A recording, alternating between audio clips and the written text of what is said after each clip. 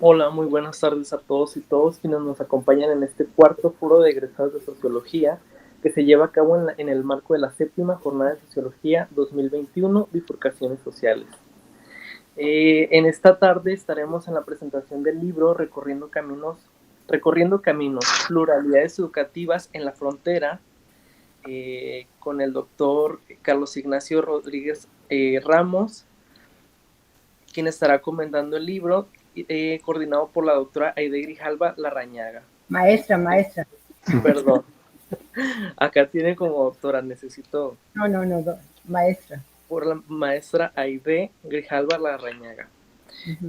A continuación voy a dar la palabra al doctor Carlos Ignacio Rodríguez Ramos, no sin antes presentarlo.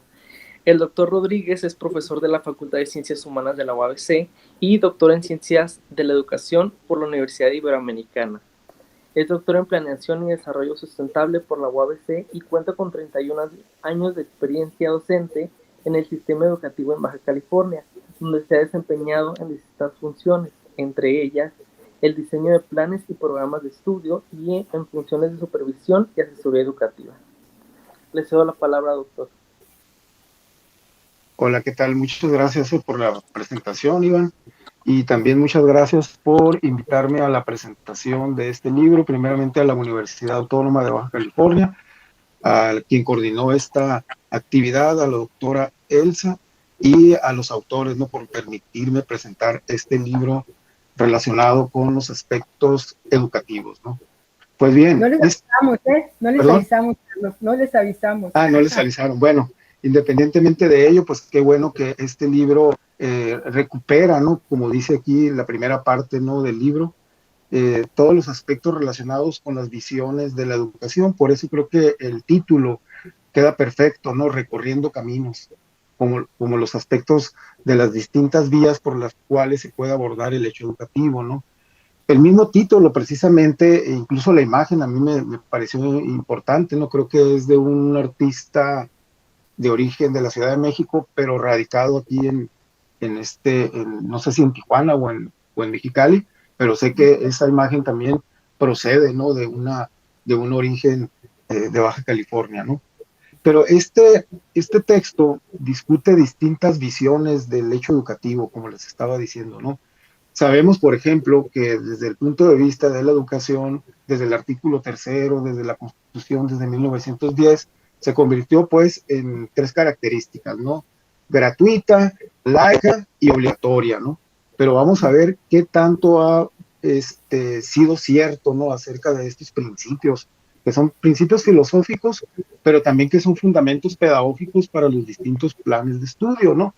Un ejemplo concreto, ¿no?, son los distintos enfoques que han tenido los planes de estudio de educación básica o incluso de la universidad, ¿no?, donde surgen obviamente una formación de carácter nacional, ¿no?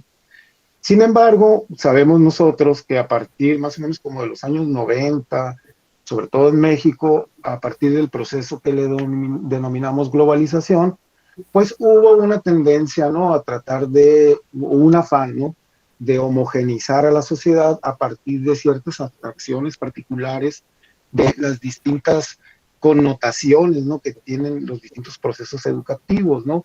Y sobre todo instaurar ciertos planes de estudio que correspondían a ciertas lógicas internacionales y no necesariamente a una lógica local, ¿no? Entonces, si seguimos en la siguiente diapositiva. Bueno, el libro está compuesto por 231 páginas, ¿no? Y está estructurado en 5 capítulos y obviamente pues lleva un prólogo. Cada uno de los capítulos tiene una bibliografía extensa, ¿no?, que ahorita pues no la voy a citar, no es demasiada lectura, ¿no?, en cuanto a bibliografía.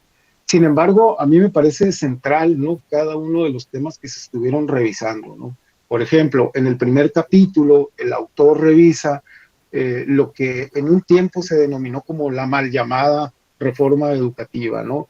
¿En qué sexenio? Bueno, en el sexenio de Enrique Peña Nieto, del 2012 al 2018. Los que somos docentes, pues recordemos, sobre todo yo, pues procedo de la educación básica, ¿no? Que básicamente ahí fue una convulsión, ¿no? De líderes sindicales, incluso encarcelados algunos líderes, ¿no? En los cuales se reformó el artículo 3º y se formuló también una ley, la Ley General del Sistema Profesional Docente, asimismo la ley obviamente de educación, ¿no? Entonces este autor revisa a partir de la teoría causal, pero también la conjunta con otra teoría que es la teoría de la agencia, y revisa precisamente, ahorita vamos a ver que revisa a un precursor de la educación pública en México, pero también algunos elementos en sus análisis acerca de la educación pública en México, pues es muy importante rescatarlos, ¿no? Aunque haya sido uno de los precursores, ¿no? Ese sería la síntesis como que del primer capítulo, ¿no? De una manera muy general. El segundo capítulo, el autor incursiona sobre el debate de la educación entre lo público y lo privado, ¿no? Sabemos, por ejemplo, de manera muy empírica, ¿no? y lo repetimos a diario, ¿no? Que la educación privada es mejor que la educación pública, ¿no? Pero bueno, eso es lo que analiza el autor, ¿no? Tratando de revisar, ¿no? Estos mitos, ¿no? Que se discuten, ¿no? Entre las charlas, ¿no? Pero también, de una manera muy objetiva, ¿no? Observa cuáles son los aspectos positivos de la privatización de la educación o de la escuela privada y también los aspectos negativos, ¿no? De la misma. Igualmente lo hace con la educación pública, ¿no? Pero también esto sustentado en ciertos modelos educativos que básicamente esa es la tendencia a nivel mundial, que es lo que señala el autor a partir de distintos autores. El tercer capítulo, el capítulo número 3, tiene relación, como lo dice su nombre, ¿no? Una ruta alternativa para el desarrollo de la universidad. Entonces el autor aquí defiende un tipo de gobierno universitario abierto, participativo, y obviamente también hace una propuesta, hace una crítica a este tipo de gestión, digamos, universitaria, pero a la vez elabora una crítica muy interesante que ahorita vamos a estar revisando, ¿no? El siguiente capítulo es el capítulo número 4. Básicamente el 4 y el 5, pues la línea, el hilo conductor es el género, ¿no? Pero el capítulo 4 analiza a través de una encuesta, ¿no? De discriminación en los distintos espacios universitarios. Entonces aquí las autoras aplican una encuesta, pero es como una especie de diagnóstico sobre las condiciones de la equidad de género en los distintos espacios y si hay discriminación o no. Pero como los hallazgos fueron un poco no los que se esperaron, encontraron también ahí una que ellos le llaman triangulación metodológica, ahorita lo vamos a ver un poquito más, de cómo al final ellos en esa encuesta dejan espacio abierto para una pregunta abierta, ¿no? Entonces ya hicieron una triangulación de métodos cuantitativos y cualitativos para obviamente incorporar este enfoque y tratar de matizar los resultados, ¿no? Y revisar precisamente la reivindicación de esta perspectiva, ¿no? Finalmente, en el capítulo número 5, se analiza también la parte del género, pero ahora aquí se hace una revisión de los indicadores de orden institucional de las distintas comisiones de planeación y de gestión de la universidad, que ahora pues se llama Oficina de Planeación, para precisamente entender cuál es la presencia femenina en la institución educativa, en la universidad, tanto de alumnos como también de docentes, ¿no? En todos los aspectos, ¿no? Ese es un análisis muy amplio en un periodo que se realiza de un buen tiempo, ¿no? A través de ciertos elementos, ¿no? Entonces, básicamente, estas son, en síntesis, los distintos capítulos y las distintas síntesis que podemos ver en cada uno de ellos, ¿no? Seguimos a la siguiente, por favor. Ahora bien, en el primer capítulo está dividido por distintos subtemas, ¿no? Como les decía hace un momento, el autor revisa básicamente la ley del servicio profesional docente, hace un análisis que para mí se me hace muy interesante, lo vamos a ver también con la herramienta de la gramática institucional, pero parte también de unas premisas teóricas, ¿no? Las premisas teóricas de las que partes, se cita una gran cantidad de autores, no los voy a mencionar a todos, pero se cita, por ejemplo, a Prisman, a Wildau, a LaRue, Barón y Hill, en el cual sostienen que las políticas contienen un modelo causal y que ese modelo causal está integrado por dos hipótesis, la hipótesis causal y la hipótesis de la intervención. La primera, la hipótesis causal, es la que previene una especie de pregunta, o más bien de una respuesta a la pregunta de quién es el culpable del hecho educativo, ¿no? Es la que intenta responder a quién le corresponde, digamos, los resultados educativos favorables o desfavorables, ¿no? Es decir, trata de encontrar el culpable, ¿no? Esa es la hipótesis causal. La segunda, que es la hipótesis de intervención, responde a cómo, desde las políticas públicas, se puede mitigar el problema colectivo y que obviamente se requiere una solución y obviamente debe ser resuelto por una cierta política pública, ¿no? Y esa forma, por ejemplo, de solucionar la problemática, se puede, de acuerdo a esta teoría, adoptar dos tipos de método. El primero es el método coercitivo, ¿no? Y el segundo método es diferente, es el método a través de incentivos, ¿no?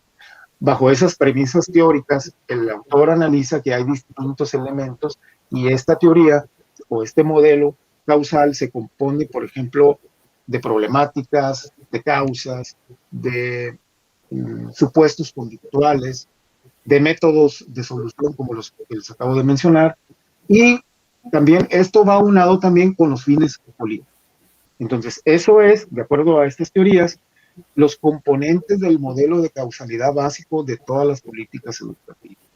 Para eso arranca él con la reforma educativa del Pacto por México.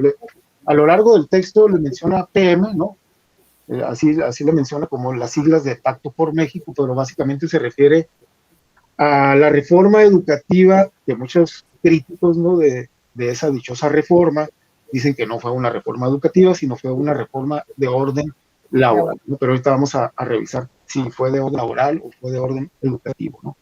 Entonces, básicamente, de acuerdo a no solamente al autor de este texto, sino a otros con los cuales se complementa esta información, el fin de esta reforma, el fin último de esta reforma era construir un nuevo andamiaje de reglas, que consiste en conductas individuales de los actores del sistema, es decir, los patrones de acción, de interacción y de cómo nos vamos a relacionar con las distintas organizaciones, ¿no?, de la distinta estructura operacional, ¿no? Entonces, básicamente, esos son las premisas teóricas y el objeto de estudio, ¿no? Y parte de las siguientes preguntas, ¿no? Menciona sus preguntas de investigación y dice, por ejemplo, dentro de este mar de ideas, ¿no?, ¿cuáles eran, por ejemplo, antes de la reforma?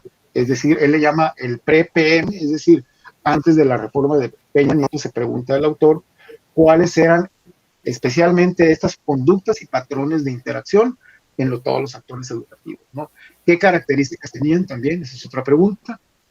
El andamiaje institucional de las reglas de conducta de los docentes y de todos los actores en sí mismo, ¿no?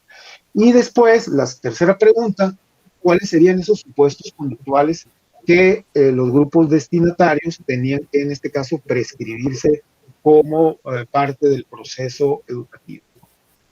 Y por eso, bueno, recurre al modelo, como les decía hace un momento, de causalidad de andamiaje, ¿no? Él le llama, como les decía hace un momento, el pre-PM, que viene siendo antes, básicamente el pre-PM significa antes de la reforma de Enrique Peña Nieto, ¿no? Y bueno, y lo discute y lo ubica históricamente en una figura que les decía hace un momento, que fue una figura importante, incluso hay escuelas primarias, secundarias, que tienen el nombre, ¿no? Y dicho sea de paso, ¿no?, me llamó mucho la atención porque la primera escuela que yo pisé fue en diciembre de 1989. La primera escuela que yo piso como docente fue precisamente la escuela Jaime Torres Bodet, ¿no? Eso es algo muy, muy coincidente, ¿no? Pero bueno, ese autor, Jaime Torres Bodet, se refiere aquí, dice que el andamiaje institucional estaba configurado a través de un estatuto jurídico para los trabajadores de los poderes de la Unión. Es decir, a un trabajador de la escuela pública, por ejemplo, se le consideraba como trabajadores de los poderes de la Unión. Y las reglas de operación laboral eran a través de este estatuto jurídico, ¿no? Y este estatuto jurídico tenía 3 dimensiones. La primera era la dimensión laboral, es decir, era el fundamento, ¿no? La base o la estructura, digamos, de todo este andamiaje institucional que se configuraba con bases duras y con parámetros fuertes en la escuela. ¿Sí?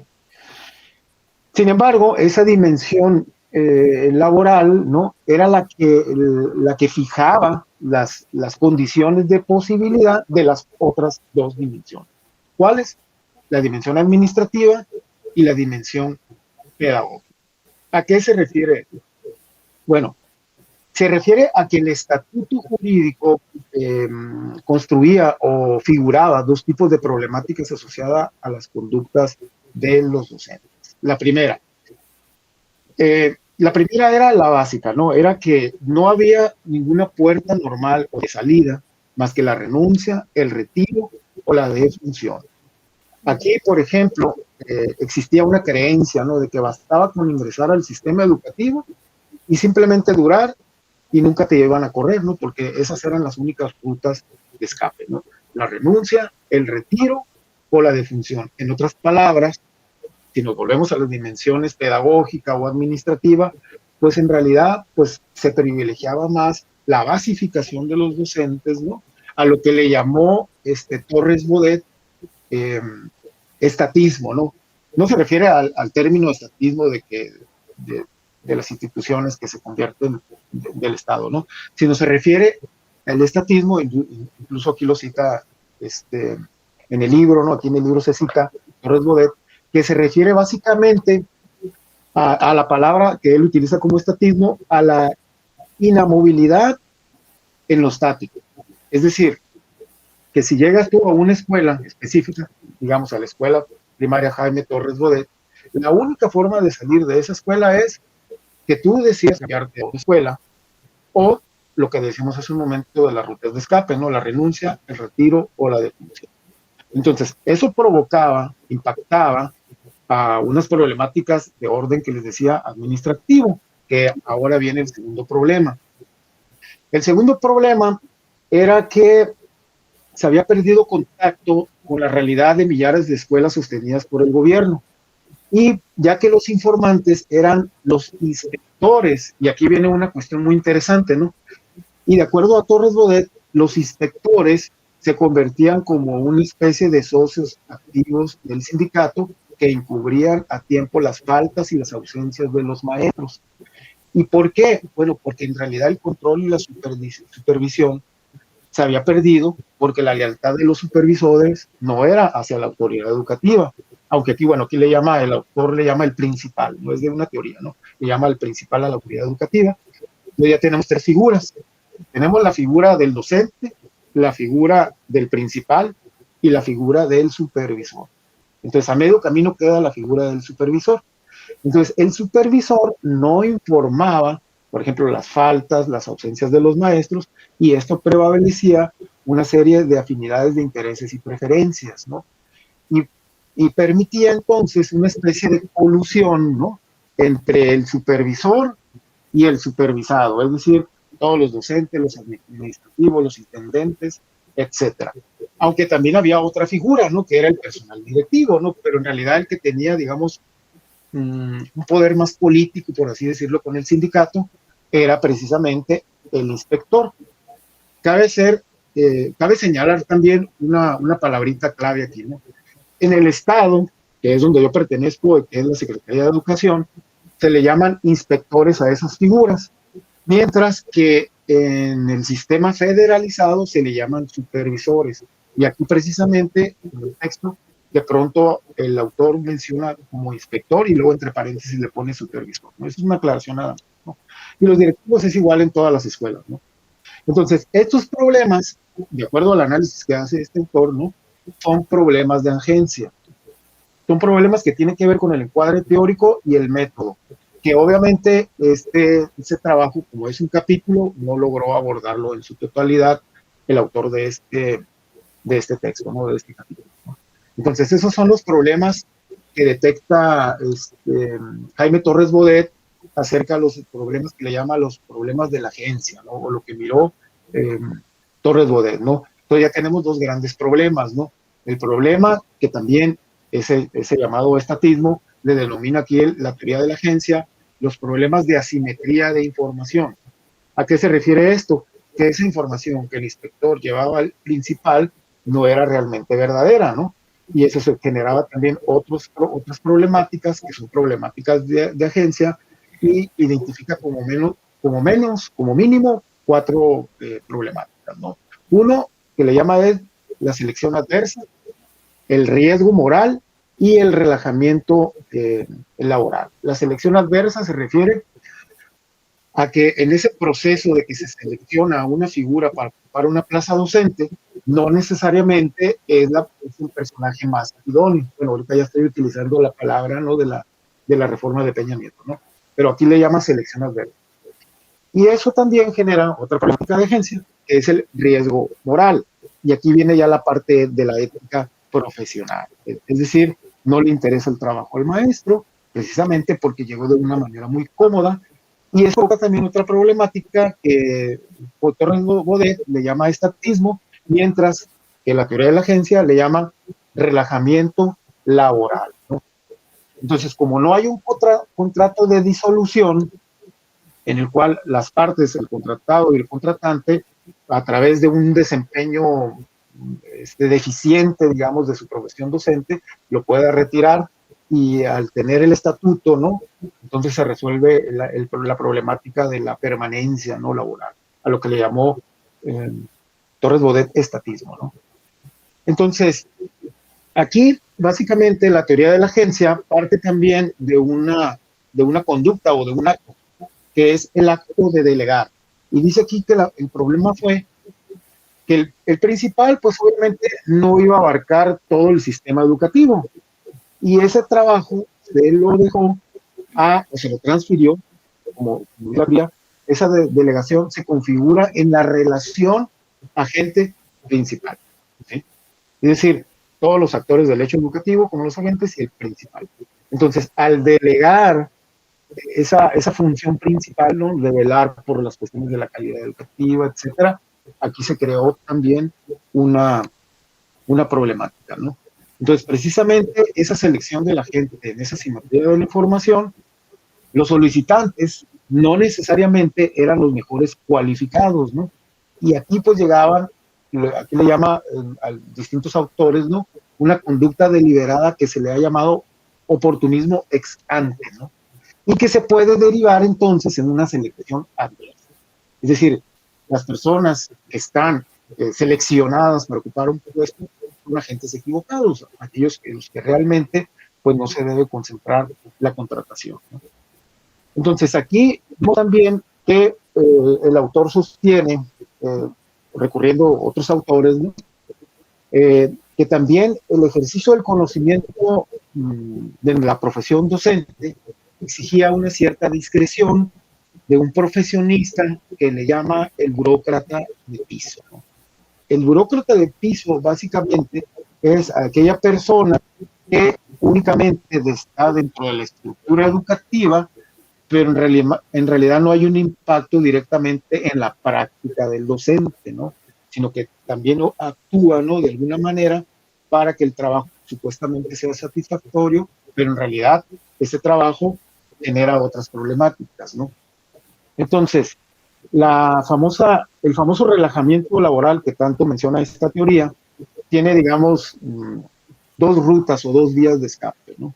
Una es la institucional, es decir, que antes de que el docente llega, ya hay una preconfiguración, de tal suerte que hay un arreglo, de tal suerte que toda persona que llega al sistema educativo, pues tiene esas condicionantes, ¿no?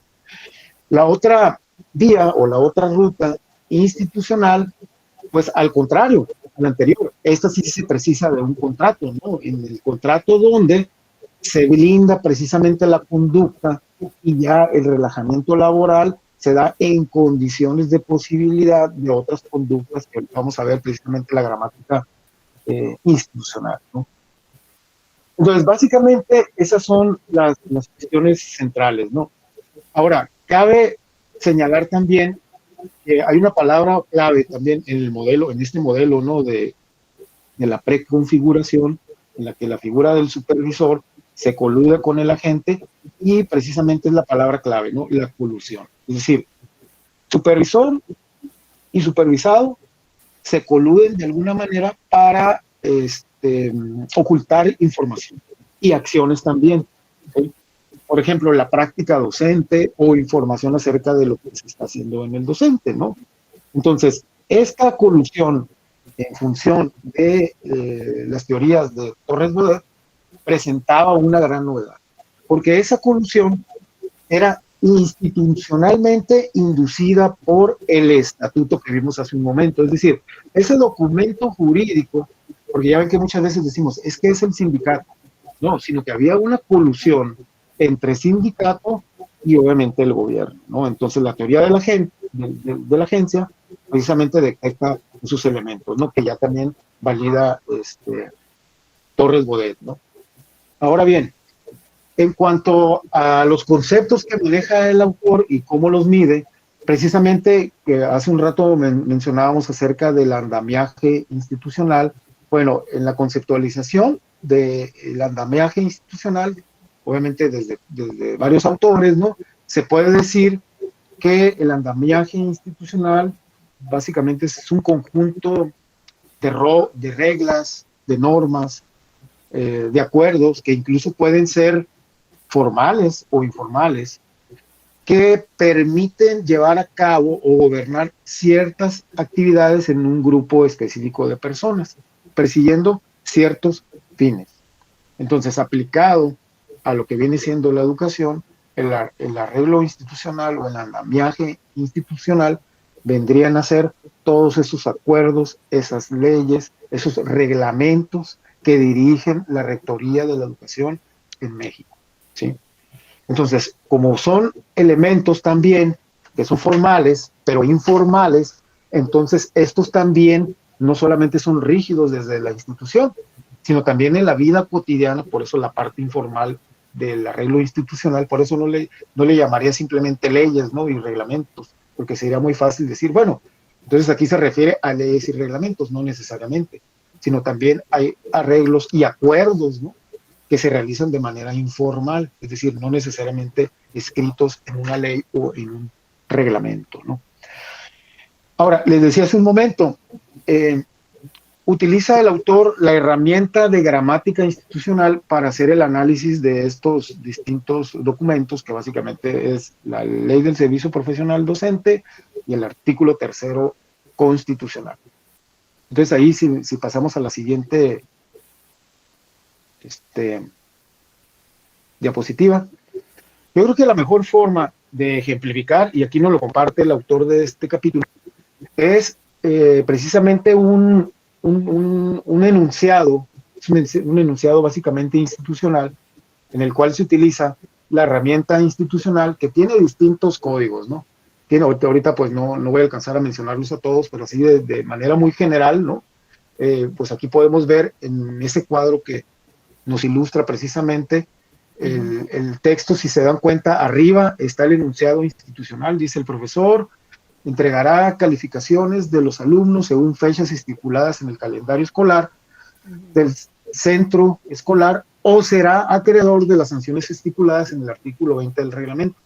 Entonces aquí ya divide, ¿no?, los componentes de ese enunciado. Me pareció muy interesante, ¿no?, porque a mí, pues en este caso, me interesa mucho la cuestión de la hermenéutica. No es la hermenéutica en sí mismo, pero sí descompone las unidades, que básicamente son dos: el enunciado y los componentes.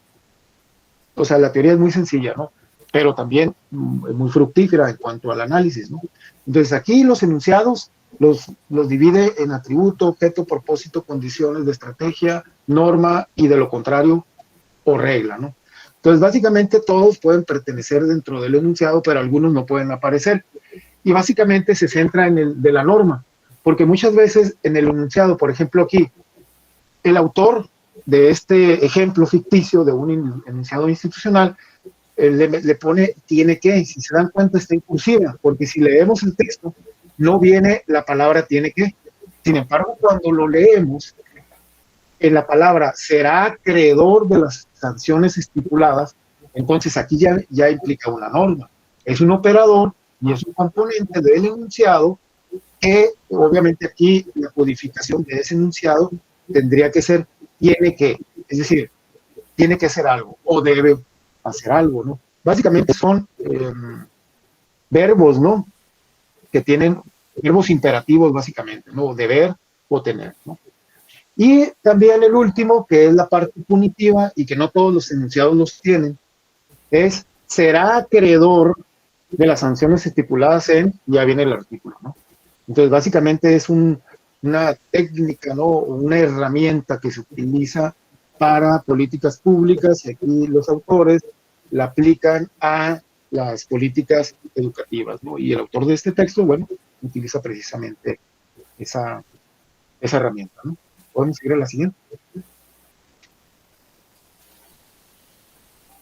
Ahora bien, ya pasando al terreno de la reforma educativa de Peña Nieto o del Pacto por México, como así lo menciona, los antecedentes del Pacto por México. Nos quedamos en el estatuto. El estatuto es muy, muy viejo, ¿no? Pero hay un acuerdo que se llama el Acuerdo Nacional para la Modernización de la Educación Básica, que se firma en 1992, donde, dicho sea de paso, surge algo que se denomina carrera magisterial, que básicamente era un incremento salarial de un porcentaje de sueldo para llegar de la clasificación de la A hasta la E, en la cual en cada uno de ellos se llevaba una cantidad de porcentaje y así sucesivamente. Total, el último que llegaba a sueldos hasta mensuales. Ahorita, por ejemplo, la fecha, el maestro que tiene la letra E tiene un sueldo alrededor de 150,000 más o menos mensuales. Pues para que nada más nos demos una idea de esos incentivos.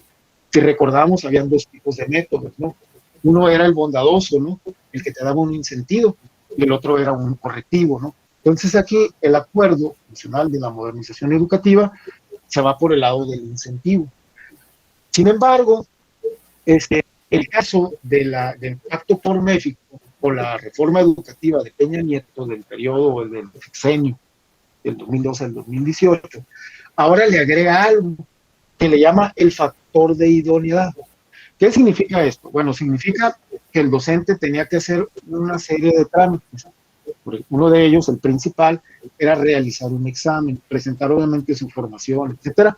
Pero básicamente la columna vertebral de esta reforma fue una frase que todos teníamos, me acuerdo, ¿no? Maestro idóneo, ¿no? Entonces se dividen en dos categorías cuando se hace el examen: en idóneos, no idóneos, ¿no? Y los que no estaban idóneos se tenían que someter, por ejemplo, a un curso, ¿sí? Y había tanto para los docentes de nuevo ingreso como para los docentes en servicio. Y de tal suerte que a través del tiempo, tanto los docentes que estábamos en servicio se tenían que someter a estas leyes. Ahora, ¿qué es lo novedoso de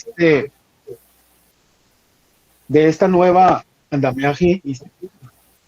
Lo novedoso de este andamiaje institucional, en lenguaje ahora sí de Torres Bodet, sería recuperar el control de la rectoría de la educación, y que obviamente esto también se relaciona con la teoría de la agencia, ¿sí? Tanto en los aspectos de Torres Bodet, en la propuesta de Torres Bodet, en el lenguaje de Torres Bodet y en la teoría de la agencia. Entonces, básicamente esto se trataba de un combate directo al problema de la selección adversa y al riesgo moral. En otras palabras, en palabras terrenales, se refiere a que era un combate a la problemática de la selección de los docentes, porque antes básicamente era el sindicato y la autoridad quienes decidían. Y ahora, con esta reforma, ya no era ni la autoridad o el principal, como llama el autor, ni el sindicato el que decidía, sino ahora era precisamente el actor a través de un examen. El único problema que esa cultura del examen, aunque de alguna manera ya estaba habituada en el Acuerdo Nacional de la Modernización Educativa que les mencionaba hace un momento, de 1992, por lo de carrera magisterial, pero ahí, por ejemplo, si tú reprobabas el examen o no pasabas o quedabas en la brecha o en el último lugar o lo que sea, no pasaba ningún efecto en cuanto a tu plaza como docente. Y aquí, aunque en mi opinión hubo una muy mala interpretación, porque nunca decía que te corrían o que te suspendían del trabajo. Simplemente lo que sucedía aquí era que te pasaban a otra actividad diferente, ¿no? Incluso yo no conozco a ningún docente y varios hicieron el examen y muchos de ellos incluso no lo presentaron, ya experiencia propia, ¿no? A mí no me tocó aplicar el examen porque te llegaba directamente a ti, o sea, llegaba con nombre y apellido. Incluso ahí decía que si no aplicabas el examen, sí decía ahí que ibas a recibir una sanción administrativa. Pero yo no conozco de ningún docente que, por lo menos yo no conozco, no sé si alguno de los presentes no, que hayan rescindido su contrato.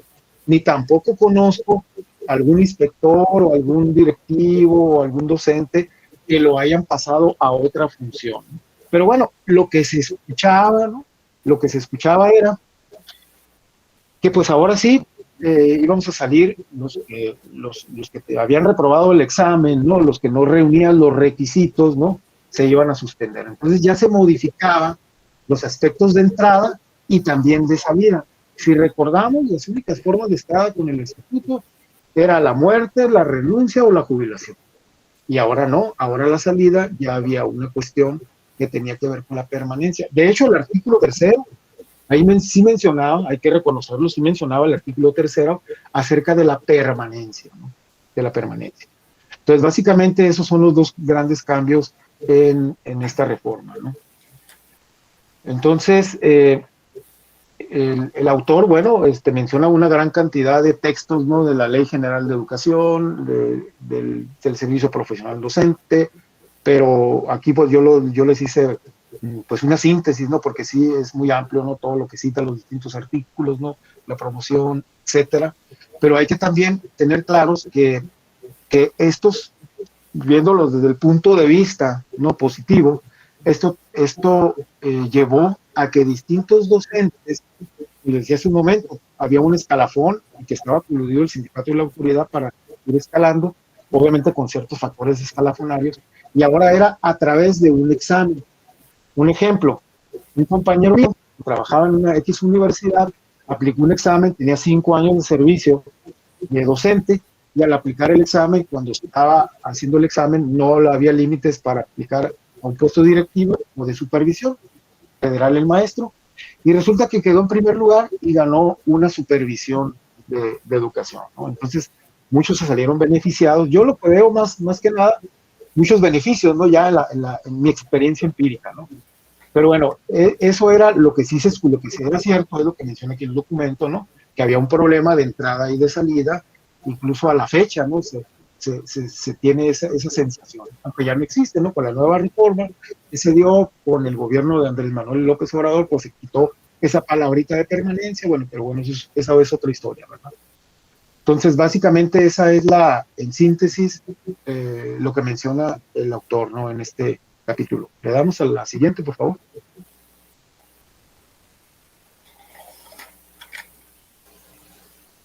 Ahora, el siguiente texto es un texto que analiza la clásica discusión de la dicotomía entre lo público y lo privado, ¿no? Y la primera pregunta que se hace el autor, ¿no? Y básicamente parte de la idea o del mito también de que las escuelas privadas son mejores que las públicas, ¿no? Y que obviamente en una percepción de la sociedad, con un importante sector de la sociedad, fortalece estos elementos, ¿no? Sobre todo aquí lo ubica en políticas de derecha o en gobiernos nacionales de derecha, ¿no? Como el caso de Donald Trump, de Mauricio Macri, de Bolsonaro, entre otros, ¿no? Pero resulta que el autor hace un análisis muy, muy interesante porque también ve la cara de la escuela privada, ¿no? Que también hay elementos de la escuela privada, pero también hace una propuesta, ¿no? Entonces, al mismo tiempo que se está reforzando, por ejemplo, un tipo de modelo de escuela que le llama aquí escuelas a la carta, con recursos públicos, ¿no? Es decir, ni tan privado es la escuela privada, ni tan pública tampoco es la escuela pública, ¿no? Un ejemplo muy concreto, ¿no? Las escuelas públicas también reciben insumos de la escuela, de la iniciativa privada, ¿no? Y otra vez vuelvo a mi ejemplo, ¿no? En cierta escuela donde yo trabajaba, yo recuerdo que llegó, no sé si recuerdan ustedes, cuando se instaló una de las plantas eléctricas de ahí de por La Rosita. Eso fue hace muchísimo tiempo, eran más o menos como los años 90. Y yo recuerdo que llegó ahí una persona, que era un representante de esa empresa, todavía no existía, estaba nada más el plan, pero llegó a hablar con el directivo y le ofreció, es más, básicamente le ofreció lo que quisiera, ¿no? Que le puso una lista, y ya saben ustedes que las escuelas públicas adolecen, sobre todo en Mexicali, del equipo de aire acondicionado, ¿no? Entonces, su propuesta fue un equipo de aire acondicionado. Entonces llega la empresa, yo creo que como en un mes y medio, instalaron equipo nuevo, instalación nueva, y todavía hubo pilón, ¿no? Instalaron unos juegos recreativos, ¿no? Entonces, básicamente, pues ahí se benefició bastante la escuela. Bueno, yo salí de esa escuela, bueno, dejé mucho tiempo ya, duré nada más 8 años frente a grupo, ya pasé a otros grupos, ¿no? Pero creo que todavía hay de la iniciativa privada a las escuelas públicas, ¿no? Entonces, básicamente, eso es lo que discute, ¿no? Ese mito de que lo público no tiene recursos públicos o que lo privado no tiene recursos públicos, ¿no? O viceversa, ¿no? Y no nada más en cuanto a la cuestión de la parte material, ¿no? También los elementos es de que se piensa que el rendimiento educativo de los estudiantes públicos y los privados son diferentes. En otras palabras, se piensa que el rendimiento de la escuela privada es mejor que el rendimiento de la escuela pública. Y digo, este texto es muy interesante, ¿no? Porque a mí siempre me interesa la cuestión del origen, ¿no? De dónde se formó la persona, ¿no? Me decía un amigo que es ingeniero y yo le preguntaba, ¿qué diferencia hay entre los ingenieros del CETIS, de la UABC o del Tecnológico? Y él me dijo, la mera verdad, yo no encuentro ninguna diferencia entre ellos. Es más, no nos diferenciamos porque tú egresaste de una escuela pública, tú egresaste de una escuela privada, o tú egresaste como ingeniero de un tecnológico, ¿no? Ya ven que dicen, es que un tecnológico, bueno, ahí son los mejores ingenieros, y una universidad, pues no se concentra tanto en ingeniería. Bueno, eso es lo que se escucha, ¿no? Pero aquí vemos, en este texto, ¿no? Que hay ciertos elementos que desmitifica esa idea, ¿no? Entonces, básicamente, el autor hace diferencias entre la escuela privada y pública, ¿no? Distintos criterios, ¿no? El primero es, como les decía hace un momento, ¿de dónde surgen los recursos? ¿Verdad? Entonces, la conclusión básicamente son donaciones empresariales, aportaciones incluso de iglesias, aportaciones de asociaciones privadas, entre otras, ¿no? Eso es algo muy interesante, ¿no? Y eso de las escuelas públicas, ¿no? Entonces, esto es un tipo de financiamiento de orden mixto, ¿no? Ese es el primer criterio, ¿no? Para hacer la diferencia. El segundo criterio es por la naturaleza de sus bienes producidos, ¿no? ¿Sí? Es decir, los bienes privados son una cosa, pero también los bienes públicos son diferentes. Entonces aquí hay un elemento de propiedad conocida como la exclusión de los bienes, es decir, los bienes privados pueden excluir en el consumo para pagar un cierto precio, mientras que en el caso de los bienes públicos es importante tener una disponibilidad que implique costos adicionales, ¿no? Entonces, cuando se habla o se denomina a la escuela pública, es aquella, por ejemplo, que se dice que es productora de bienes públicos, así es como se hace como que la diferencia, ¿no? Y por lo tanto, cuando se habla de una escuela privada, entonces es una escuela generadora de bienes privados. Aparentemente suena lógico, pero dice que no es tan lógico, ¿no? ¿Por qué? Porque hay varios elementos. Aquí menciona otro criterio, ¿no? Por ejemplo, en el caso de la escuela pública, si bien provienen de las cuestiones privadas, sus productos o beneficios no solamente es para el individuo público, sino también para los privados, que es lo que yo les acababa de comentar.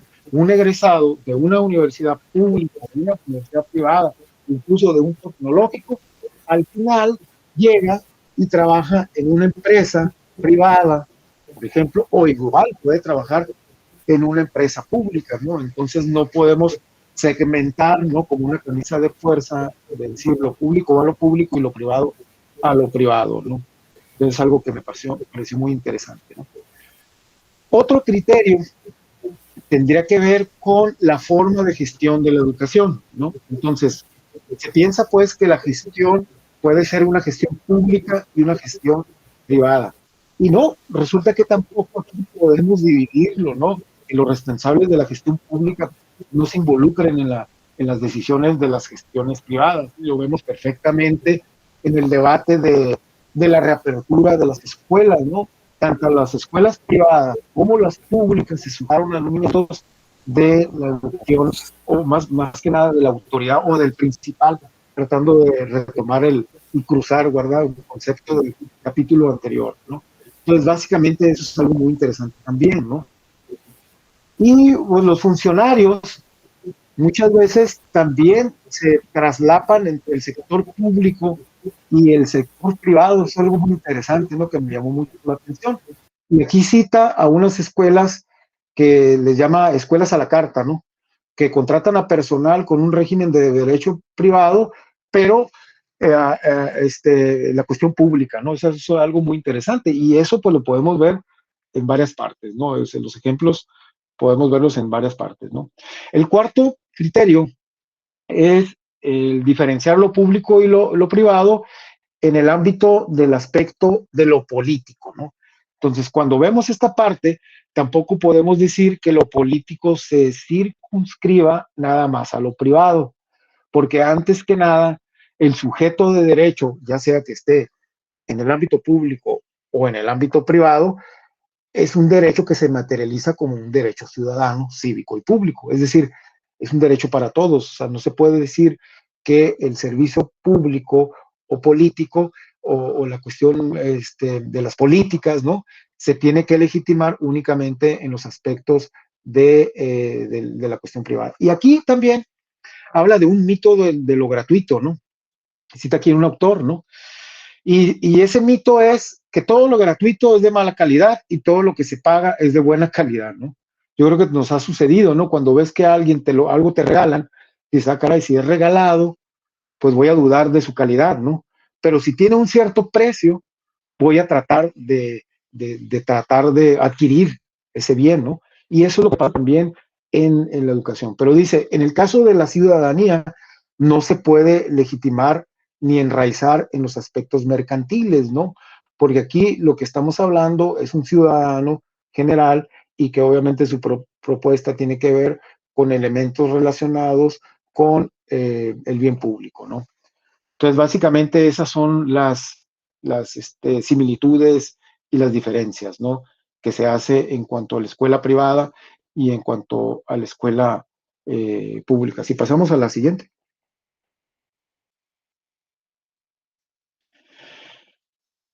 Bueno, aquí me gustaría mencionar, así a grandes rasgos, ¿no? Que el autor selecciona que en el caso del rendimiento o el beneficio personal, precisamente da un sustento a la ciudadanía, ¿no?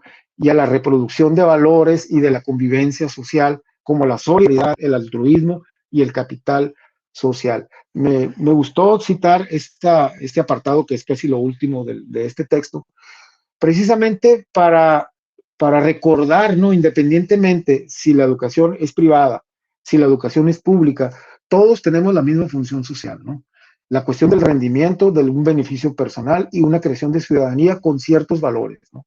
Básicamente yo creo que esa es una de las grandes funciones que como docentes, como participantes en el hecho educativo, pues cada uno desde nuestro hacer, ¿no? Unos como docentes, otros como directivos, otros como coordinadores, como estudiantes, etcétera, digamos, vamos sumados a esa función social, ¿no? Básicamente por eso me gustó esa cita, ¿no? Siguiente, por favor.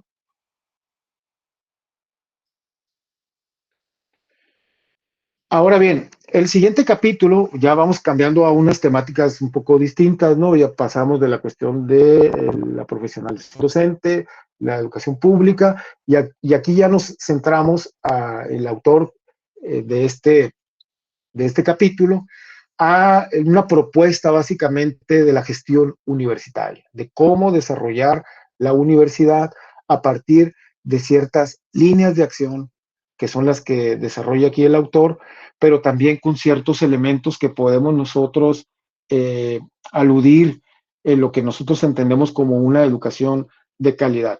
Lejos de pensar que nada más la calidad se refiere a al hecho educativo concreto, a la parte pedagógica, a la parte didáctica.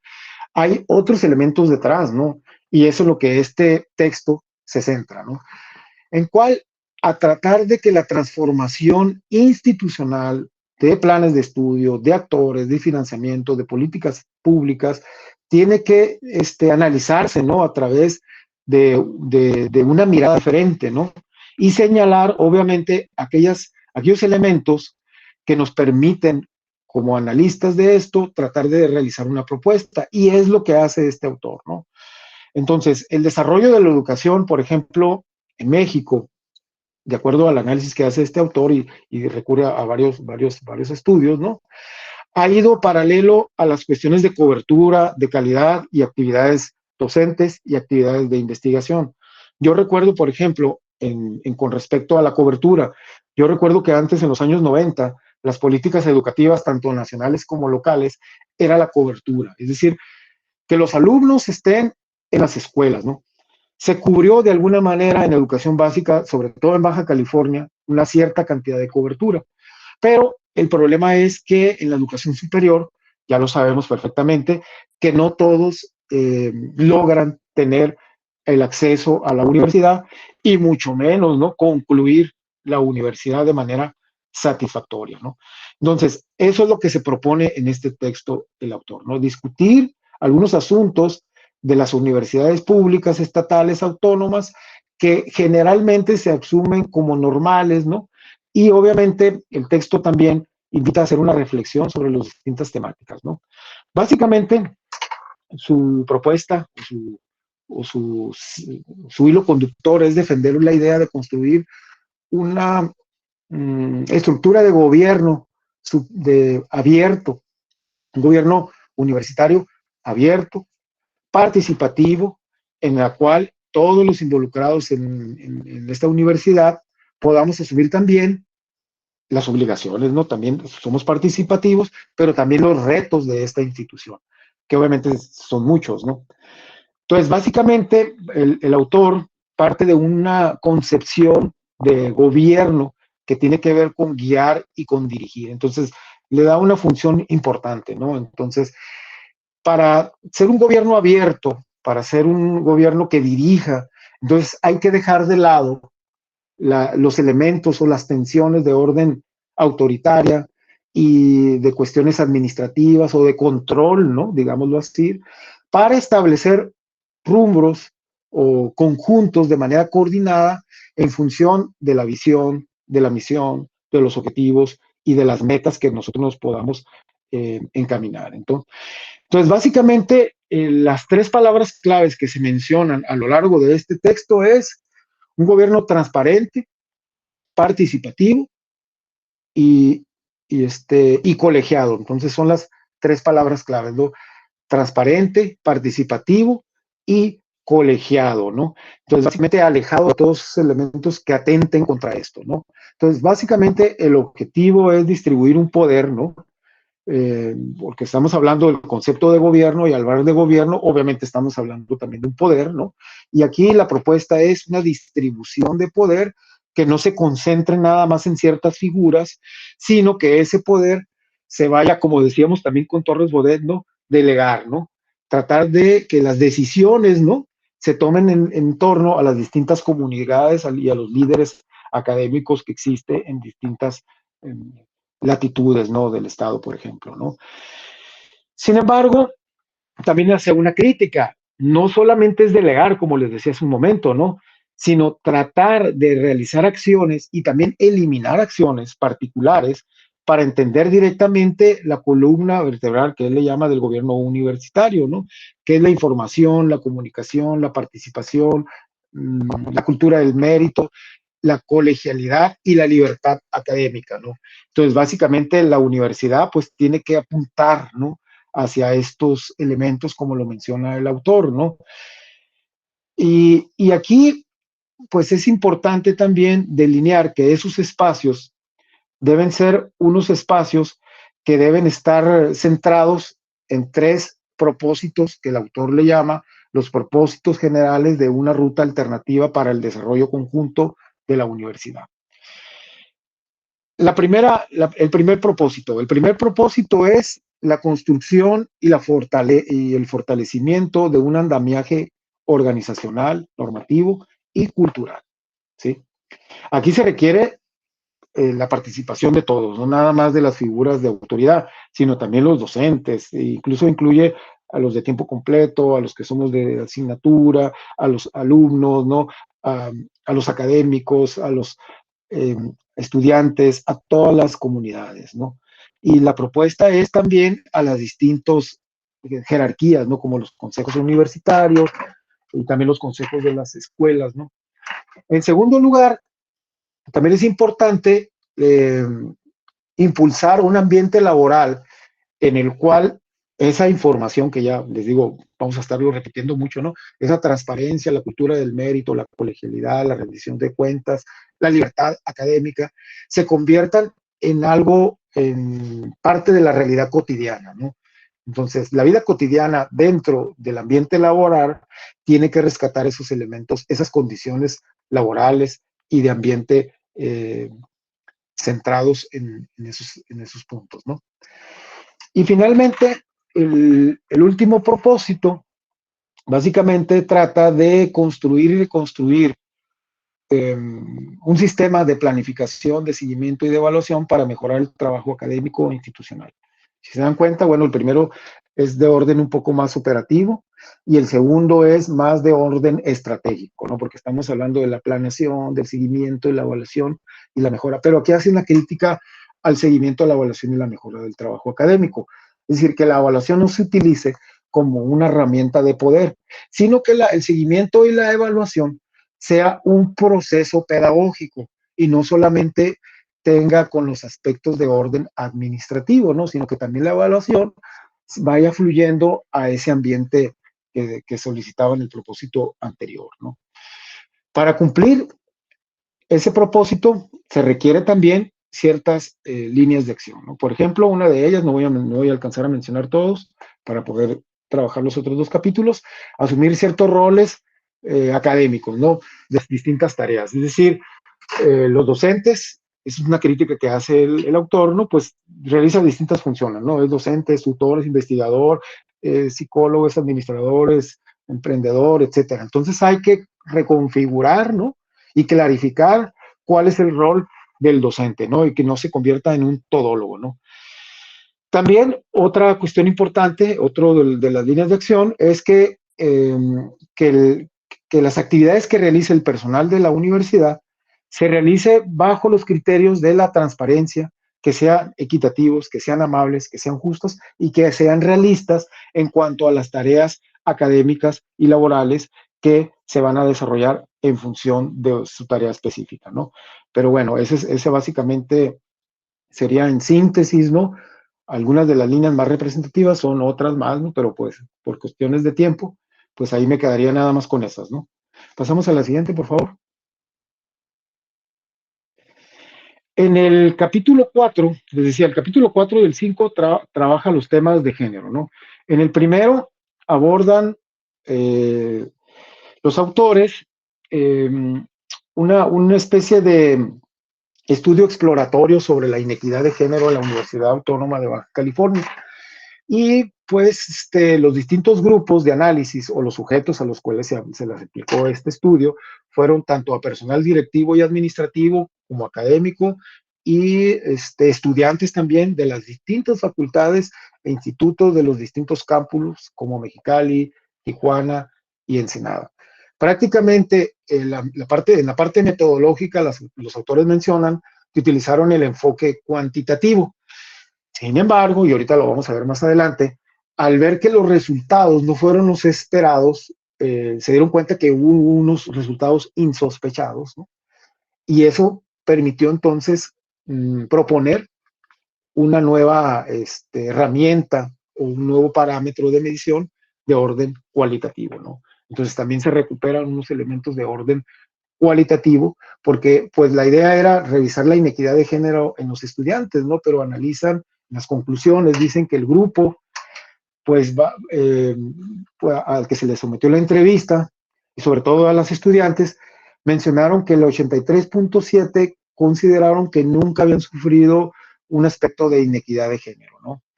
Sin embargo, les decía hace un momento, ¿no? Ellos, al observar esos elementos, recurrieron a la parte cualitativa y venían unos comentarios, un apartado de forma libre, y ahí en el apartado de forma libre sí expresaron cuestiones que pueden sospechar, ¿no? Que existe inequidad de género en los estudiantes de la Universidad Autónoma de Baja California, ¿no? Es algo muy interesante, ¿no?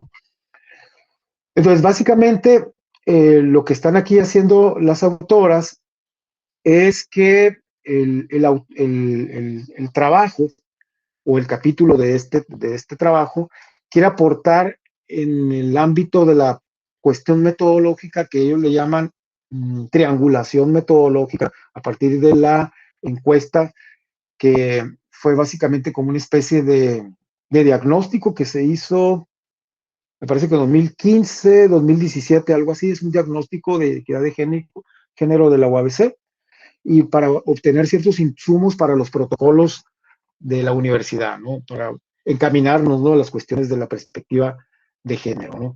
Entonces, ese problema de género, las autoras lo sitúan, ¿no?, en ciertos documentos, ¿no? Básicamente esos documentos son documentos que no solamente exclusivos de políticas nacionales, sino políticas nacionales, ¿no? Sobre la igualdad de género, sobre la política nacional de igualdad, sobre la ley general para la igualdad de hombres y mujeres, incluso recurren a documentos de la ONU, tan antiguos como de los años 70, ¿no?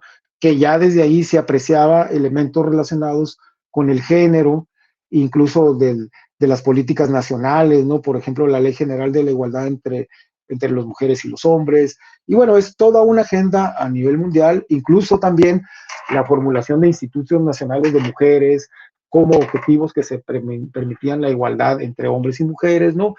Y también una gran cantidad de declaraciones mundiales sobre la educación superior, donde se supone que la equidad de género era un aspecto importante, ¿no?, de la educación. Dicho sea de paso, por ejemplo, en el ámbito de la formación docente, yo recuerdo que en los años 90 más o menos y principios del 2000 había un boom, ¿no?, de temas de género y de temas de educación ambiental, ¿no? Era la agenda de cada día, ¿no? Incluso ahorita, si uno entra a la plataforma del Sindicato Nacional de Trabajadores de la Educación, hay una gran cantidad de diplomados y de cursos que tienen que ver con la cuestión de género.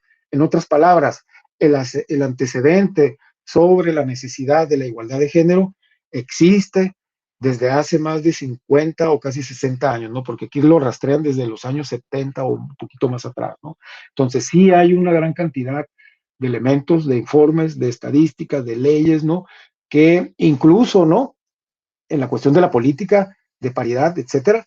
Sin embargo, en la práctica, pues vemos que no existe tal referencia, ¿no?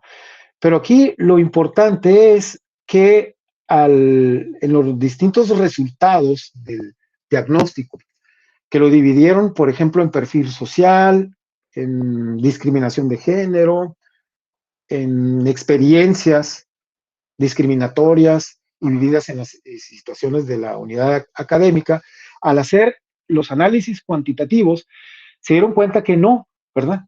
Que, por ejemplo, en la cuestión de los varones, más de la mitad de un trabajo remunerado se daba entre las estudiantes mujeres y la proporción era menor en el 50% en el caso de las mujeres, ¿no? Entonces ahí había, sí, algunos elementos que nos señalaban, pero no era muy significativo, ¿no? Entonces, la discriminación por género, por ejemplo, era un dato cuantitativo que tanto hombres como mujeres no consideraban que existía la discriminación por razones de género dentro de la universidad. Estos hallazgos son en cuanto al personal universitario, ¿no? Y entonces es algo muy interesante que les llamó la atención a estas autoras, ¿no? Sin embargo, pues se dieron a la tarea, ¿no?, de hacer ese análisis también de los comentarios que se dieron al final, pero ahí ya expresaron conductas de discriminación, entre otras conductas, ¿no? Entonces ya existe entonces una certeza que sí existe una cuestión diferenciada entre estudiantes y mujeres que obviamente con respecto a los hombres tiene una cierta desigualdad, ¿no? Ahora, también hace un análisis también de las distintas imágenes, ¿no?, que se tiene en cuanto a las situaciones de la unidad académica, pero aquí sí detectaron que sí existían situaciones incómodas de naturaleza sexual, pero aparentemente eran pocos habituales, ¿no? Entonces, esas clásicas de miradas morbosas, comentarios, mensajes indeseables, que provenían supuestamente de estudiantes hombres que básicamente eran relativas, pero sí existían, ¿no? Entonces, aquí también hay una cuestión de un hallazgo interesante, ¿no? Que aunque no era muy sonado, pero sí les llamó la atención a las autoras, ¿no?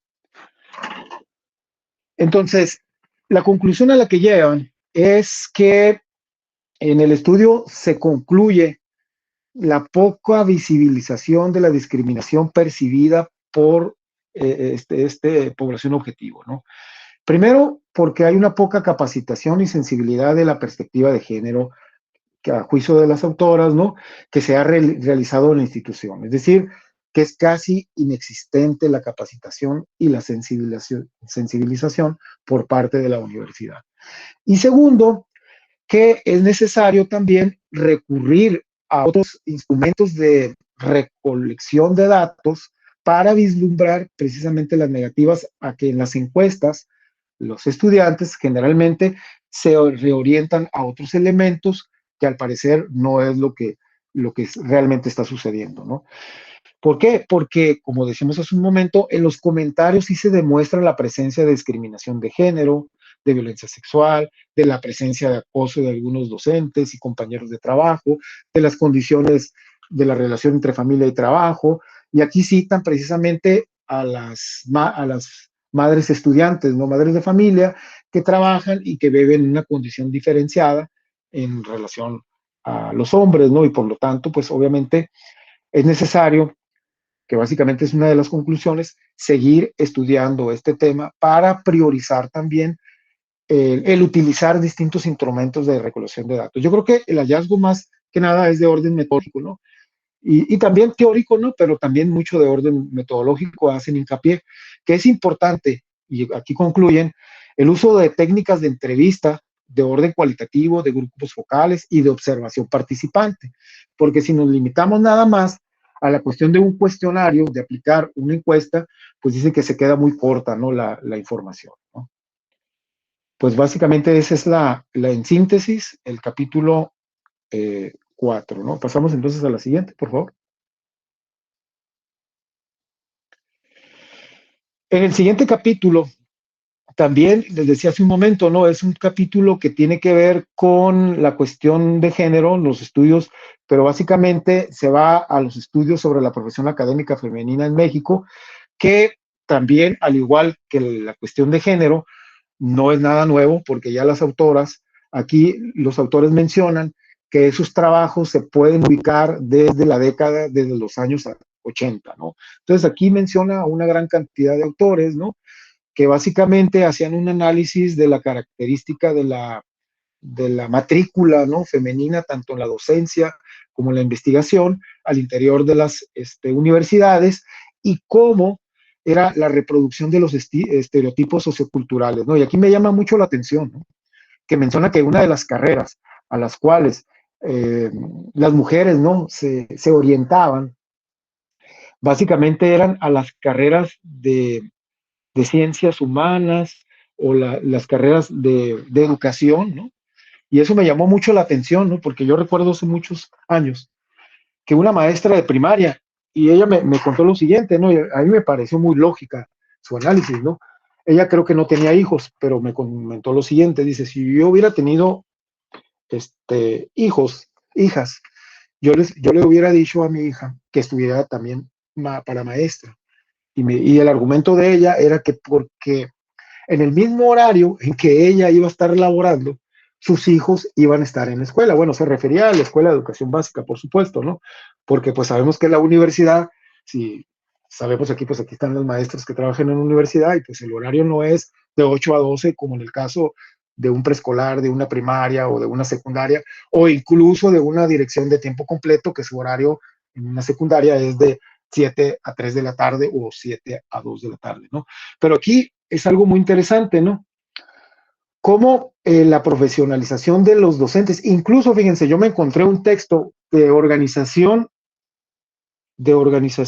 escolar, algo así se llamaba, de la gestión de la dirección de las escuelas de hace muchísimos años. Como les decía, yo trabajé en el 89 hasta el 98, en las escuelas 97, y me encontré un texto que era el organigrama de una primaria, y resulta que hablaba de la maestra, ¿no?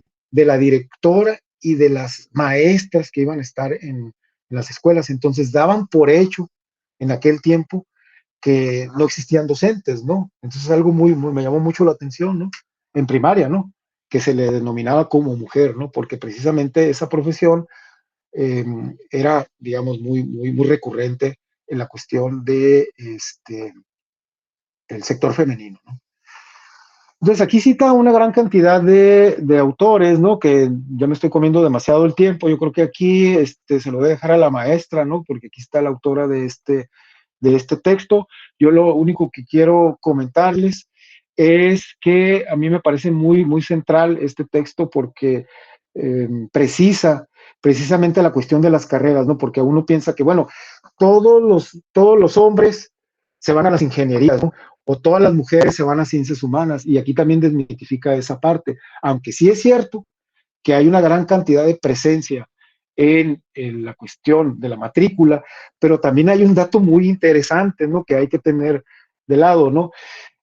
¿Cómo le llaman? La cuestión de la cohorte terminal. Es decir, lo que sucede es que la matrícula femenina termina más, es decir, hay menos deserción. Por ejemplo, bueno, son conceptos distintos. La cohorte terminal es que hayas terminado, y la retención, creo que se llama así, la tasa de retención es que en un año no hayas desertado, ¿no? Entonces se dio cuenta aquí que la matrícula femenina generalmente deserta menos que el hombre, ¿no? O sea, en los hallazgos de aquí de esta información, ¿no? Entonces es algo muy interesante, ¿no?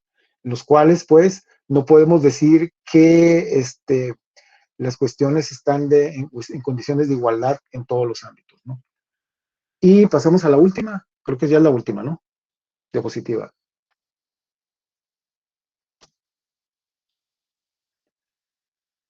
Bueno, pues ya como conclusión, básicamente, pues estas distintas visiones, ¿no? Que tenemos de lo educativo, si se dieron cuenta, podemos discutir de estas temáticas y se pueden sumar otras más, ¿no?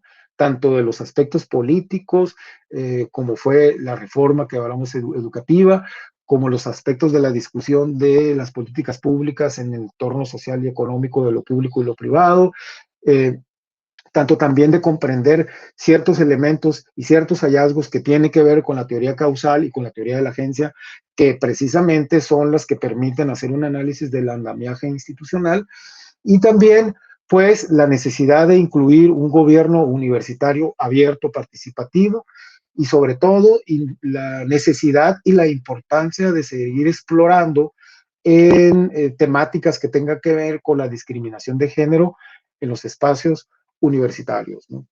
Y bueno, básicamente eso sería todo, ¿no? No sé si al final creo que van a venir las preguntas, ¿no? Pues muchas gracias por su atención. Ok, muchísimas gracias, doctor Carlos Rodríguez.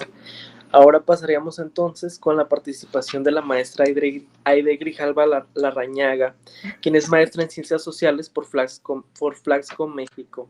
Es licenciada en Sociología y profesora de Enseñanza Media y Superior por la UABC, y ha sido directora del Instituto de Investigaciones Sociales, del que es investigadora, y del Instituto de Investigaciones Históricas, ambos de la UABC. Recibió el mérito académico UABC por sus aportaciones a la historia de Baja California y fue nombrada mexicalense distinguida por el 20º Ayuntamiento de Mexicali. Es miembro del Cuerpo Académico de Estudios Sociales, CADES, y en el 2019 fue nombrada corresponsal en Baja California de la Academia Mexicana de Historia. Recibió también el premio Anastasio Sarabia 2018-2019. Atanasio Sarabia 2018-2019 en Historia Regional. Pasamos con usted, maestro. No sé qué tan cansados estén, pero verdaderamente Carlos, te tengo que agradecer. Qué bárbaro, qué lectura tan acuciosa hiciste de cada uno de los capítulos. Te lo agradezco en el alma y verdaderamente me parece, pues hasta cierto punto, muy heroica. este, Ah, muchas lo que gracias, hace. maestra. Uh-huh. Mira, nada más para yendo por el principio. La portada es de un querido amigo mío, un gran pintor baja californiano que se llama Carlos Coronado Ortega. Y en todos los libros en los que yo tengo la oportunidad de participar, siempre logro que las portadas sean un cuadro de Carlos Coronado, ¿no? Porque lo considero uno de los grandes valores baja californianos. Como tú dijiste, nació en México por pura casualidad, pero él es de Caborca, su familia es de Caborca, y luego cuando tenía 15, 16 años se vino a vivir a Mexicali, en donde vive hasta ahora, ¿no? Que él tiene ahorita, pues ya tiene 60 años viviendo en Mexicali. Entonces es para mí así un gran orgullo que mis libros cuenten con un cuadro de Carlos Coronado, ¿no? Como portada.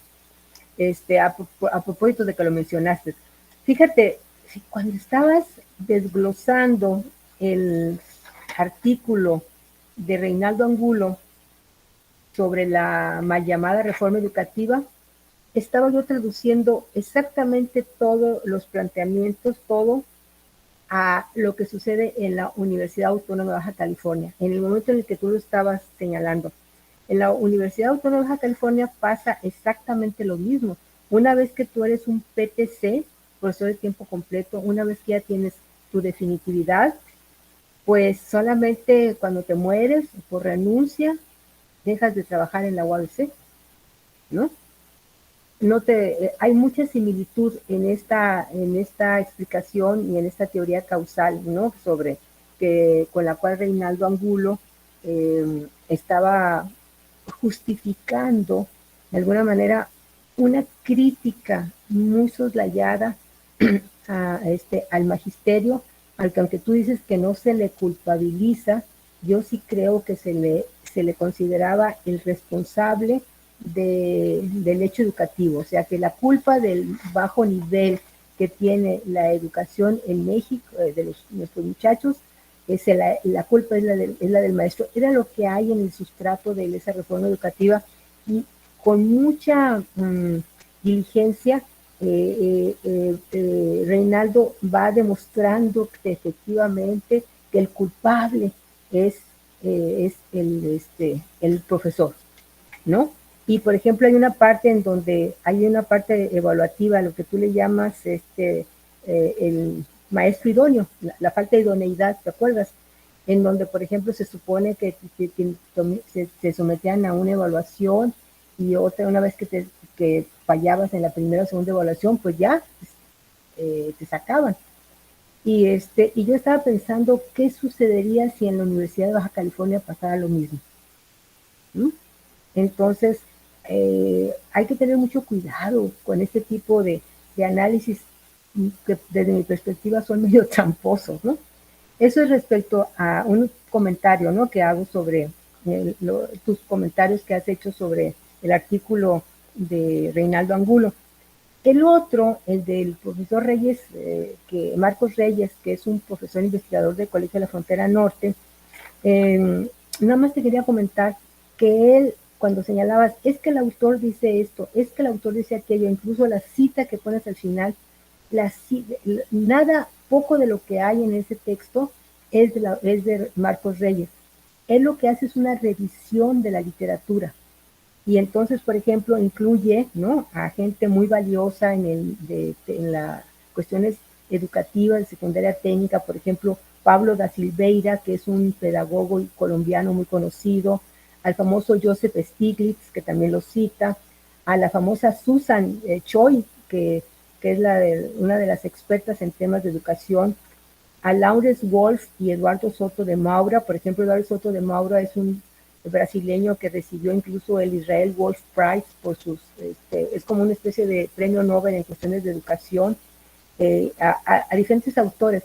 Entonces, ahí lo que hace Marcos es hacer una revisión de la literatura sobre ese tema. Entonces, cuando tú señalabas que el autor dice, en algunos casos no era el autor, sino era el autor al que Marcos Reyes estaba consultando y además, no sé si te diste cuenta en el texto, hay muchas citas a Bando, porque hay textos muy extensos, por ejemplo, a Da Silveira, a Pablo da Silveira lo cita muchísimo, ¿no? Y también a Lawrence Wolf y a Eduardo Soto de Maura, pues Wolf y de Maura, ¿no? Nada más así que te quería hacer esas pequeñas observaciones, ¿no? Porque no son tantas palabras de él, sino él las retoma. La colaboración de Jesús Galaz, que fue durante mucho tiempo profesor de tiempo completo de la Facultad de Ciencias Humanas y fue hasta director de dicha facultad, es lo que el documento que él presentó ahora en el 2019 para ser como candidato a rector de la UABC, donde a él hace una propuesta que a mí me parece muy interesante para democratizar la universidad, por eso le llama a UABC Gobierno Abierto, porque él hace una reflexión y se da cuenta de que muchos de los órganos colegiados que tenemos en nuestra universidad, que se supone que funcionan, en realidad no es así, y entonces hay una especie de autoritarismo, ¿no?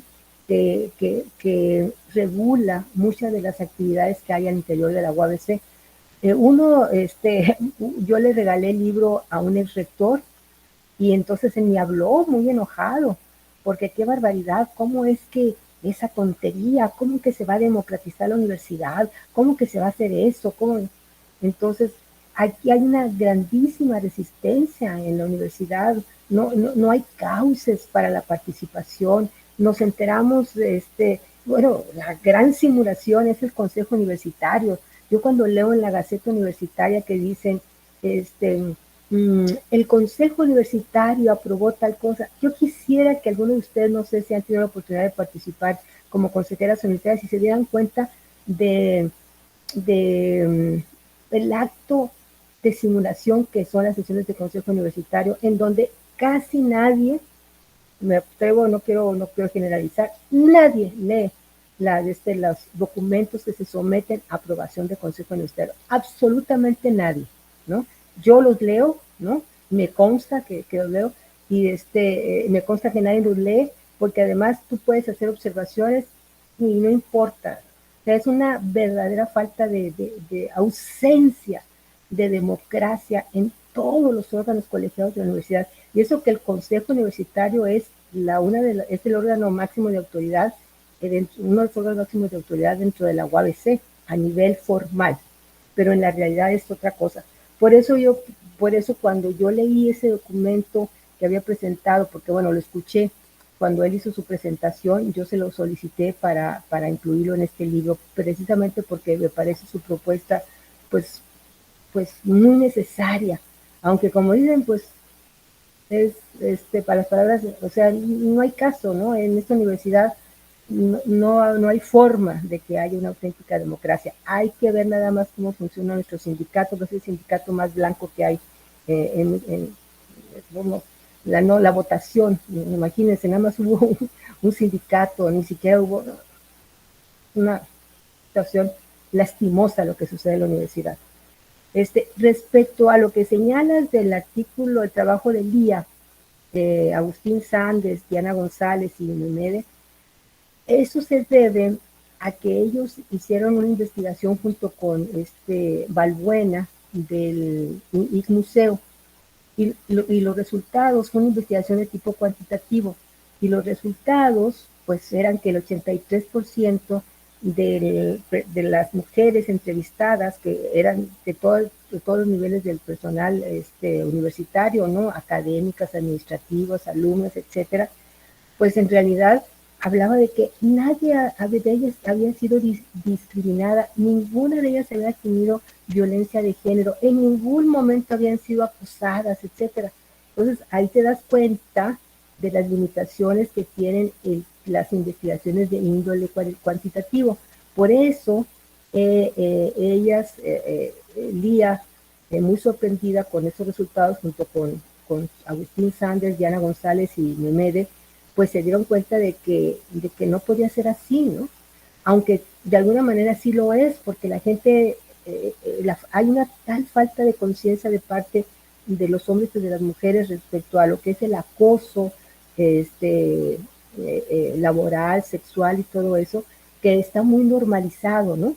Yo recuerdo a un compañero que un día del instituto que daba clases en la Facultad de Ciencias Políticas, ya no, porque se jubiló, llegaba muy sorprendido porque él decía que qué tenía de malo que le había dicho a una alumna, qué bien te ves con esos pantalones, ¿no? Y la alumna obviamente se había sentido muy ofendida. Y él no entendía por qué estaba tan enojada ella, por qué se había molestado. Entonces yo le dije, pues ten mucho cuidado porque eso es acoso. También a los hombres les han sido educados en este sistema patriarcal en donde hay tanta liberalidad respecto a, a lo que los hombres pueden hacer y decir, que no se dan cuenta, ¿no?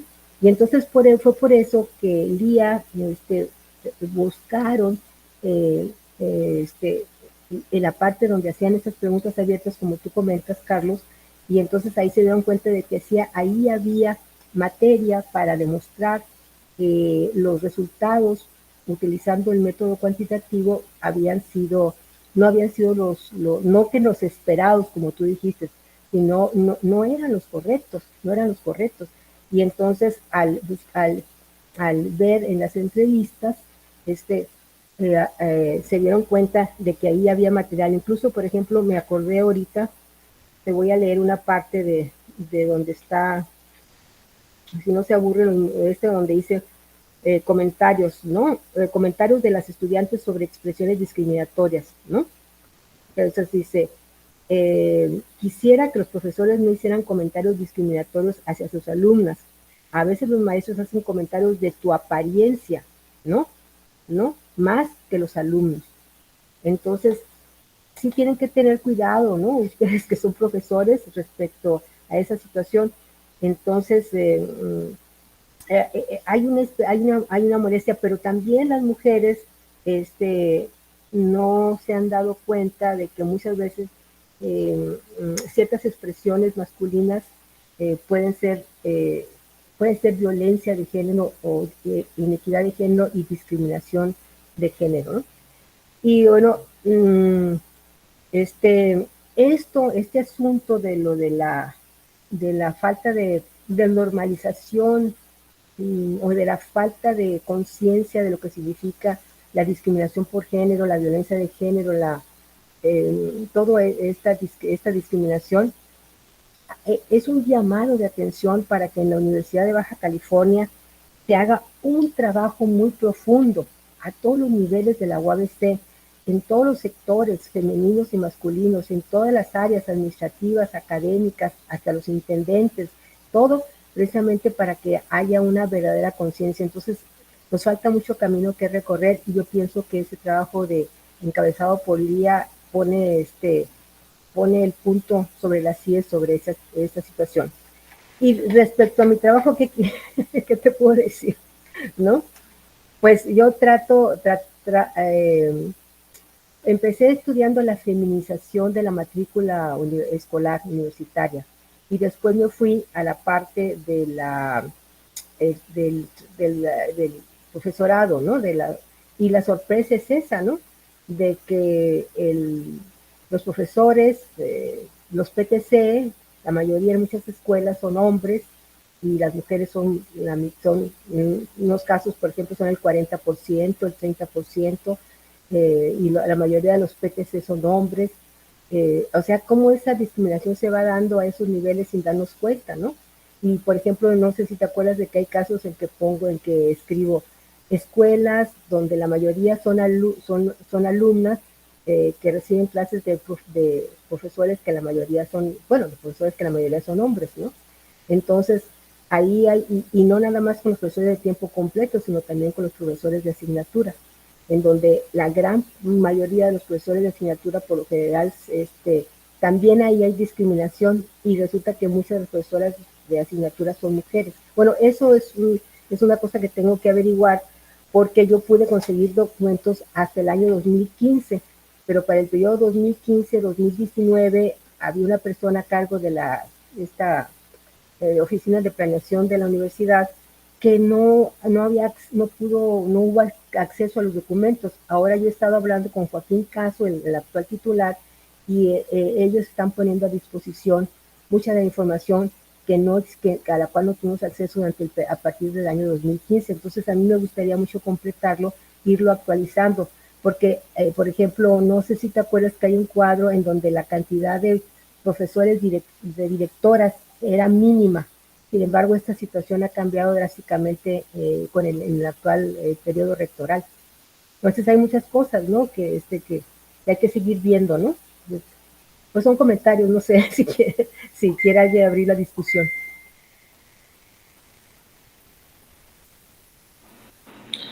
Muchas gracias, maestra Ide. Pues realmente a continuación podríamos abrir el espacio de preguntas. Pues si no están muy cansados, ¿no? Porque tenemos hambre.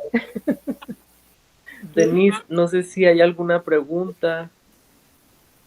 Nuestra compañera Denise Lares nos estaría apoyando en esta sección. Sí, pues yo agregué ahí 2 preguntitas. La primera de ellas dice, ¿se considera que las diferencias entre escuelas públicas y privadas solamente se identifican gracias a su posición dentro del mercado, ya sea educativo y laboral? Porque hemos visto también que a veces la publicidad de estas escuelas no es de que sales y con trabajo, ¿no? Te acomodamos. Y la otra, sí me gustaría que me la contestara la maestra Aide. ¿Qué aspectos dentro de las perspectivas de género deberían de reforzarse dentro de la UABC? Muchísimo. Carlos, ¿tú quieres contestar la primera pregunta? Sí, adelante. Adelante, yo respondo la primera. Bueno, de acuerdo al texto, ¿no? Del análisis que se hace y a los autores que menciona, como bien dice la maestra, es cierto, me faltó aclarar que en la introducción el autor menciona que el texto de escuelas públicas y privadas es una revisión de literatura. Entonces hace revisión de distintos autores. Mientras que el primer texto, ese sí es un trabajo, me parece, yo creo que es de una investigación y me parece que es también una parte teórica, pero ya viene con un elemento metodológico, ¿no? Entonces esta nada más es una revisión de literatura, ¿no? Entonces, de acuerdo a la revisión de literatura, se encuentran que hay ciertas diferencias, entonces no puede ser nada más determinada nada más con las cuestiones de mercado. ¿Por qué? Porque dice que hay otras esferas y menciona otras 2 por lo menos, que es, por ejemplo, el tipo de gestión, ¿sí? O sea, el tipo de gestión, y ahí menciona algo muy interesante, ¿no? En el texto de los análisis que se hacen de literatura, que dice que a veces en las figuras privadas se comparten ciertas figuras que estaban en la esfera privada y se van a la pública, ¿no? Es algo muy, muy raro, pero sí existe, ¿no? ¿Sí? Eso en cuanto a la gestión. Entonces, la gestión no se puede decir que sea privada o que sea pública, porque hay una sola gestión que impacta tanto a lo público como a lo privado. Y por último, obviamente el mercado sí tiene que ver la cuestión de la financiación, etcétera. Y por último, algo que el autor o los análisis que hace de los distintos autores de la revisión de la literatura, que en ese apartado es uno de los brasileños, me parece, que dice que es las cuestiones de salida. De salida aquí se refiere cuando tú ingresas a un sector laboral, ¿no? Entonces, lo que les mencionaba yo, ¿no? En la cuestión de cuando terminas una carrera específica, llegas y incursionas tanto en la área pública como la privada. Entonces, no se circunscribe a una camisa de fuerza de lo público a lo público y lo privado a lo privado, ¿no? Por eso dice que pues es risible, ¿no? Pensar que hay una dicotomía entre lo público y lo privado, aunque sí hay ciertas diferencias, ¿no? Pero también hay semejanzas. Es algo medio paradójico, pero eso es lo que mencionan los autores, ¿no? Claro, insisto, esto en la revisión de literatura, ¿no? Habrá que ver, por ejemplo, en términos, yo estuve pensando, ¿no? Si se hace un estudio de escuelas públicas y privadas, no sé cuál es el trabajo de investigación o sea, completo, no sé si ya el autor hizo otro trabajo, pero por ejemplo, si hiciera una comparación de escuelas públicas y privadas y hacerle un trayecto de su línea de salida hasta la universidad y al sector laboral, sería interesante, pero pues también sería un trabajo de muchos años, ¿no? Que le llaman un trabajo de longitudinal, ¿no? Yo nada más agregaría, Carlos, que en realidad una de las cosas que Marcos hace por el tipo de literatura que revisa es que parece que esa división entre escuela privada y escuela pública no es tan tajante, ¿no? Y entonces eso sí nos queda muy claro de la lectura, ¿no? Y entonces ahí se están, de alguna manera, pues los límites no están muy definidos. Y por otro lado, por ejemplo, una de las cosas que sí hacía, de acuerdo que señala como diferencia, es que, por ejemplo, en el momento de nombrar a los directores, o sea, a los dirigentes, ¿no? De las escuelas. En las escuelas públicas es un nombramiento que viene de alguna manera, pues, del sindicato, ¿no? De otra manera. En cambio, en el caso de las escuelas privadas, es una mesa directiva, una junta de gobierno, etcétera, ¿no? Que entonces ahí la decisión del nombramiento del director tiene diferentes procedimientos. Yo creo que ahí sería una de las cosas en las que sí la división es muy evidente, ¿no? Respecto a esa situación. La pregunta sobre lo de la perspectiva de género, pues hay muchísimo trabajo que hacer, muchísimo trabajo. Yo pienso que a pesar de que se dice en la universidad que ya se están dando algunos cursos y que incluso ya hay una especie de comité que por lo que me tengo entendido no funciona mucho, nosotros hemos hecho denuncias de acoso, ¿no? Sexual hacia algunos de los integrantes de nuestra unidad académica y en saco roto.